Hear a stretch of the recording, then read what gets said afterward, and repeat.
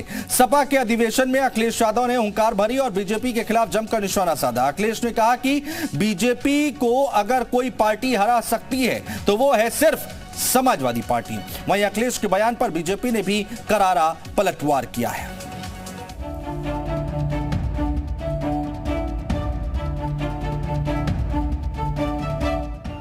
लखनऊ में आज से समाजवादी पार्टी का राष्ट्रीय अधिवेशन शुरू हुआ, लेकिन इससे पहले ही मुस्लिम समाज ने अखिलेश यादव की मुश्किलें बढ़ा दी।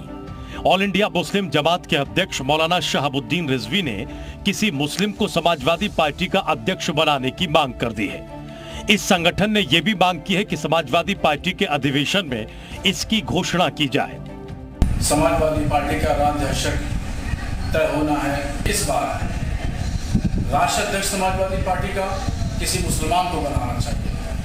शहाबुद्दीन रिजवी ने कहा कि समाजवादी पार्टी साल 1992 में बनी, लेकिन पहले मुलायम सिंह यादव और अब अखिलेश यादव अध्यक्ष हैं, लेकिन किसी मुस्लिम को मौका नहीं दिया गया। शहाबुद्दीन ने कहा कि समाजवादी पार्टी के मुखिया मुसलमानों का हमदर्द होने का दिखावा करते हैं, मुसलमानों को हमेशा लॉलीपॉप देकर खामोश कर देते हैं। आज तक किसी मुसलमान को समाजवादी पार्टी का अध्यक्ष नहीं बनाया गया और न ही किसी अहम ओहदे पर बिठाया गया है। समाजवादी पार्टी की जब जब सरकार बनी है, मुसलमानों के वोटों से बनी है, क्योंकि उत्तर प्रदेश में मुसलमानों की आबादी 25% है। वहीं समाजवादी पार्टी के मुखिया जिस बिरादरी से आते हैं, उस बिरादरी का वोट केवल और केवल 7% है।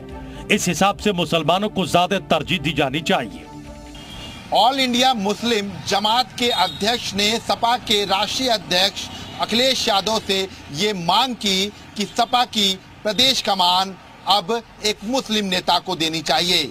अधिवेशन से पहले जरूर ये मांग की गई, लेकिन जैसे ही अधिवेशन शुरू हुआ, अखिलेश यादव ने अपने पुराने भरोसेमंद नरेश उत्तम को दोबारा से उत्तर प्रदेश समाजवादी पार्टी का चीफ बना दिया। ऑल इंडिया मुस्लिम जमात की इस मांग पर समाजवादी पार्टी कोई विचार तो नहीं करने वाली, लेकिन इस डिमांड ने अखिलेश यादव को पशुपेश में जरूर डाल दिया है। ब्यूरो रिपोर्ट, जी मीडिया।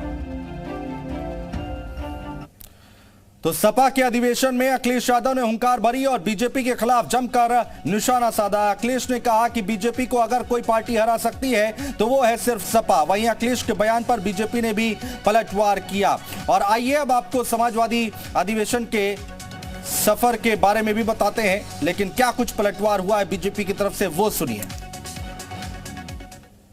अगर देश में देखें, अगर किसी ने भारतीय जनता पार्टी से डट करके मुकाबला कर करके और लोकसभा की सीटों को हराने का काम किसी ने किया था, तो 2019 में समाजवादी लोगों ने मिलकर के बाबा साहब भीमराव अम्बेडकर जी के सिद्धांतों को लेकर के आगे बढ़ करके उन्हें हराया था। और अखिलेश यादव जी, आप तो अपहरणवाद, क्षेत्रवाद, जातिवाद, संप्रदायवाद, इन तरह की चीजों में किसी को भी हरा देंगे, क्योंकि इसकी तो डिग्री हासिल है आपको। लेकिन राष्ट्रवाद और विकासवाद में भारतीय जनता पार्टी से 100 कोस दूर हैं आप। और आइए अब आपको समाजवादी अधिवेशन के सफर के बारे में बताते हैं। समाजवादी पार्टी का अधिवेशन का जो सफर है वो हम आपको बता रहे। पहला सम्मेलन 5 अक्टूबर 1992 को हुआ था। सभा का अधिवेशन का सफर हम आपको बता रहे हैं। और दूसरा सम्मेलन जो कि 11 और 12 अक्टूबर को 1994 में हुआ था।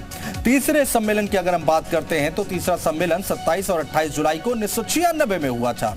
और चौथा सम्मेलन 29, 30 और 31 जनवरी को 1999 में हुआ था।